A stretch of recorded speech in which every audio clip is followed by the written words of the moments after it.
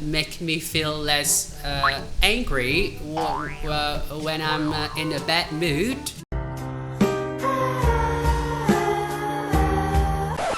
Well, my favorite color is blue.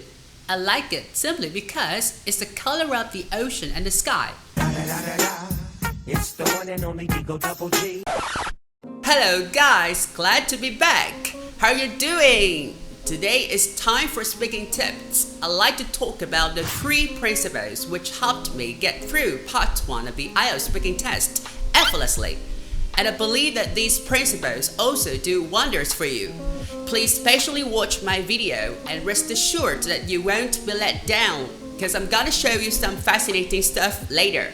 Okay, let's go! Okay, let's begin with these 2 guys. I'll call them the guy in blue and the guy in pink. Now I'll give them a question and let's see how they're going to respond to it. The question is, what's your favorite color? Let's hear the guy in blue first. Well, my favorite color is blue. I like it simply because it's beautiful and eye-catching. Also, whenever I wear something in blue, I feel like I look leaner and more attractive. Blue is also good for my mind and body. It can relieve my stress and make me feel less tired. Blue can also make me feel less angry when I'm in a bad mood. Now over to the guy in pink. Well, my favorite color is blue. I like it simply because it's the color of the ocean and the sky. Also, when I'm around the color blue, I feel less nervous and more comfortable and communicative. As you can see, the guy in blue was quite fluent when he said the first 3 sentences. Well, my favorite color is blue. I like it simply because it's beautiful and eye-catching. Also, whenever I wear something in blue, I feel like I look leaner and more attractive. But for the rest of the answer, he hesitated a lot. His ideas were unclear and almost disconnected due to excessive repetitions and hesitations. Blue is also good for my mind and body. It can relieve my stress and make me feel less tired. Perhaps he was trying to say something else, but the problem is, he was completely out of ideas. So when he forced himself to make more sentences, he became inarticulate and started making vocabulary and grammar errors. Blue can also make me feel less angry when I'm in a bad mood. By comparison, the guy in pink gave a short answer and stopped in a confident manner. He did maintain fluency throughout the response, and we can easily understand everything he said. So, this guy has taught us the first principle, that is, say 2 to 3 sentences each time you answer a question in part 1. Within that restriction, it's easier and more comfortable for you to stay fluent and keep mistakes to a minimum. Now let's move on to the next question. Do you want to live with your family in the future? This is the answer from the guy in blue. Yes, I really want to live with my family in the future because in Vietnam it is completely normal for many generations to live together under one roof. This is also a cultural trait which has been preserved for many decades, and at present it is still relevant not only in Vietnam but also in other countries in Southeast Asia. Here's what the guy in pink says. Yes, I really want to live with my family in the future because I need them very much. You know, my parents help me with household chores so that I can concentrate on work, and they try to make me feel better whenever I'm stressed or sad.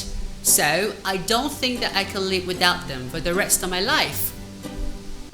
Well, it's obvious that the guy in blue was relying on his knowledge to answer the question, while the guy in pink was speaking from personal experience. In your opinion, which method is easier for dealing with this question?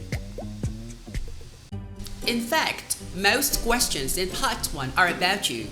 You are expected to tell the examiner your experience, what you think, how you feel about things you're probably interested in, such as occupation, hobbies, routines, family, accommodation.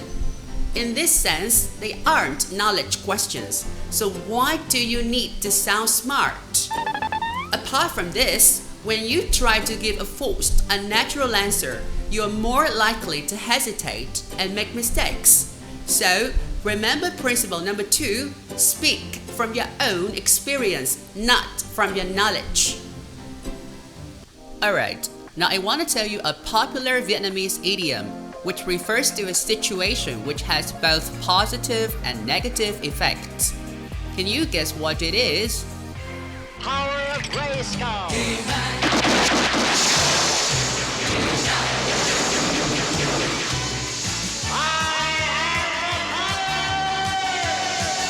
Well, that's con dao hai lưỡi. Now if I translate each word in the phrase separately into English, then I'll have a double-edged knife. Last week, I had a get-together with my ex-colleague, Dan. We talked about a US celebrity whose life was both changed for the better and ruined by fame. Then I told him, so isn't fame a double-edged knife, Dan? You know what? He seemed a bit confused. Then he asked me, are you talking about an idiom? If so, it's a double-edged sword, not a double-edged knife. Well, that's pretty eye-opening and at the same time embarrassing for me. So now you get what I mean? Principle number 3. Don't translate Vietnamese ideas word for word. The main reason is that, as the previous example suggests, it can cause confusion and misunderstanding. To avoid this, my advice is to use what you already know, your current English vocabulary, and the grammatical structures you're familiar with to express your thoughts.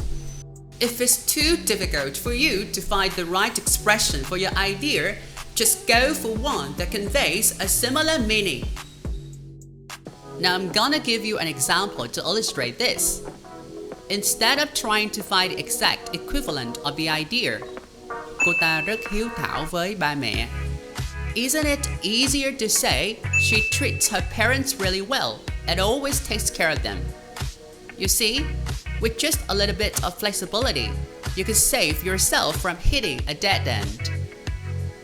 So those are the principles that really worked for me in part 1 of the IELTS speaking test. I really hope they also work to your advantage. Thank you for watching and see you in my next video. Goodbye.